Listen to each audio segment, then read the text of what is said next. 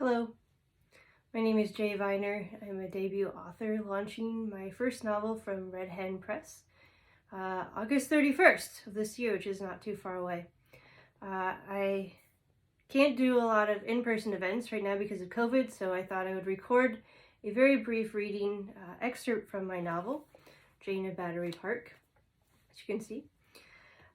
This novel is about a Midwestern woman who grows up in a family that is trying to reform American culture by putting celebrities on trial for their sins. One word you could describe them as Christian nationalist, a little bit like we saw in this past election cycle, except more moving towards the popular culture side instead of the political side.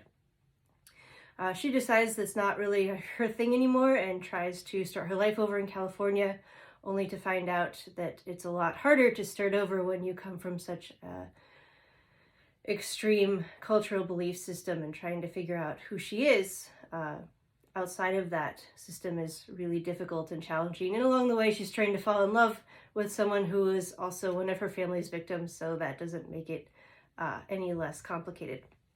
The scene I'm going to read to you today is actually a flashback scene that takes place very late in the novel when Jane is telling her love interest Daniel about the events that led to her leaving her husband and trying to start over in LA.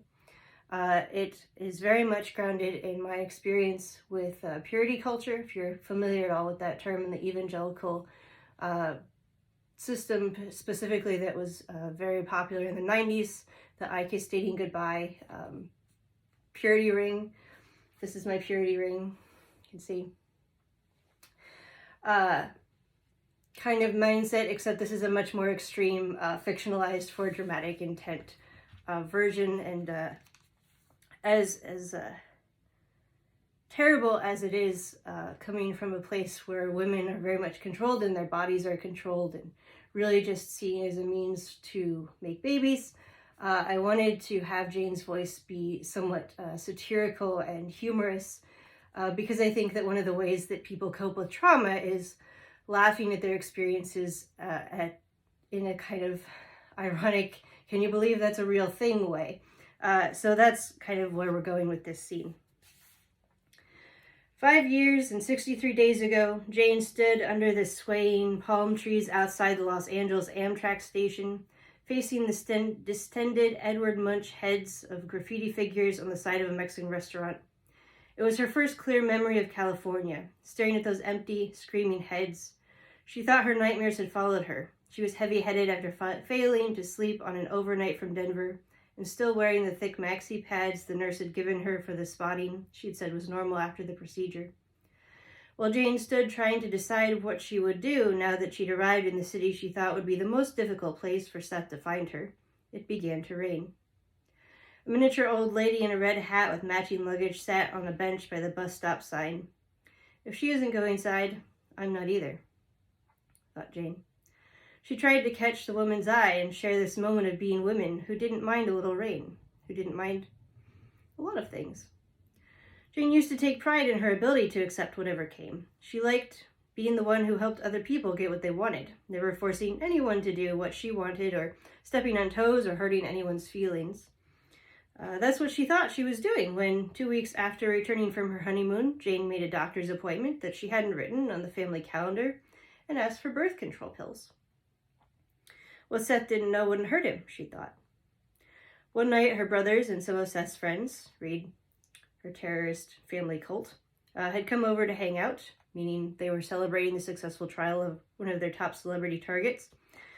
It was football season, a Saturday. Someone brought over a root beer keg, and they'd all camped out in the living room drunk on adrenaline and too little sleep to watch Nebraska take on Oklahoma.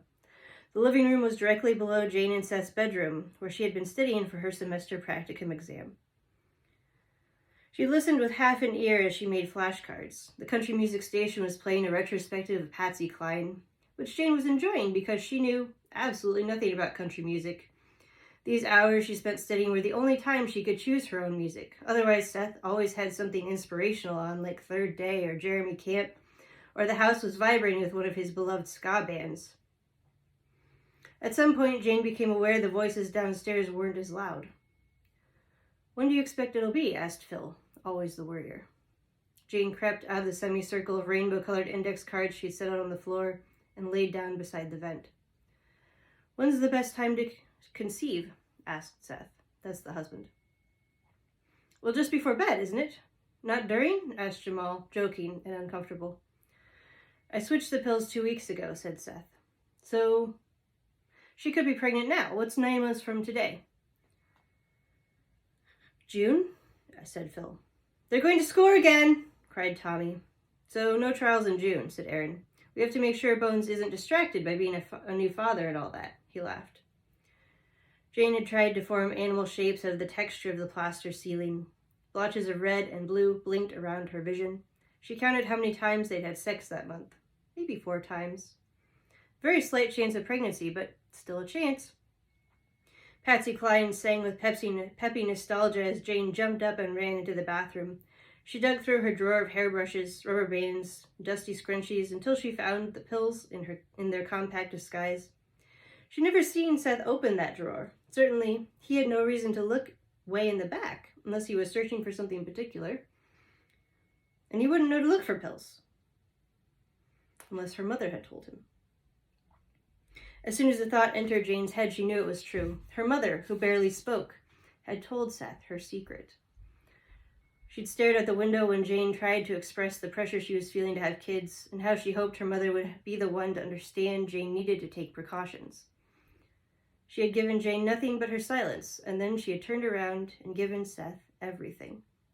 The pills in her drawer that night looked exactly like her real ones, a cardboard circle with a calendar, each day marked with a little pillow of tin foil. Jane popped out that day's pill. She set it on her tongue and let it dissolve rather than swallowing it with water. Instead of sour medicine, her tongue found the equally displeasing but distinct taste of baking soda. Jane braced her arms against the counter and gave herself a good long stare down in the mirror. What she saw was not the face of a mother. Try as she might, she wasn't there. Jane kept hearing Seth say, I switched the pills 2 weeks ago. Switched how? Jane pulled open his bathroom drawer. It had a razor, deodorant, all the usual things. She searched the cabinet beneath the sink. She searched behind the trash can and all the toilet paper rolls. She searched the medicine cabinet. Nothing. Next up, the bedroom. She tripped over the portable stereo and left Patsy Cline singing into the carpet. Her search gained speed. Seth had hidden the faith birth controls somewhere. He had to. She'd become obsessed with finding them. No drawer was left unopened, no clothes pockets unchecked. If Jane had been as thorough a cleaner as she was manic searcher that night, her mother would have been so proud. Groans of agony erupted downstairs as Nebraska dropped another pass. Jane prayed to the football gods for the game to go into overtime. She'd worked up a sweat by then, her hair stuck to her face and her neck, the back of her nightie to her lower back. She leaned on the bed to catch her breath. That's when it hit her. The bed. She dug her fingers under the lip of the mattress. 1, 2, 3, heave! She shoved it up into the air until its opposite end slid and crashed into Seth's end table. Spread in a pool of silvery foil circles on top of the box spring were 1, 2, 3, 15 months worth of baking soda birth control pills.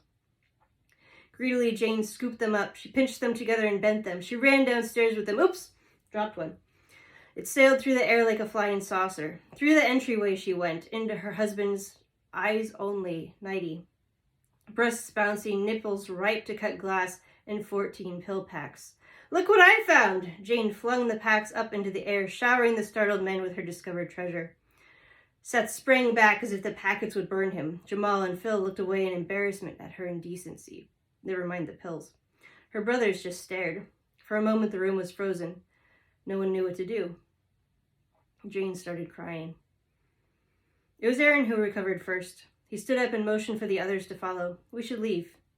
He didn't even look at her as he walked by. She was Seth's problem now, he seemed to say. He couldn't help her. Jane wanted to grab him and make him stay so she wouldn't have to be alone with the man who had betrayed her. But she could also hear Aaron's voice in her head, saying she'd been the one to commit the first betrayal by getting the pills in the first place. This was her hole to crawl out of. Babies are gifts from God, said Seth. You can't mess with that, Jane. It just isn't right. She looked at him, pleading for him to understand. But I can't. None of us can alone, but God helps, and I'll help. We'll do it together.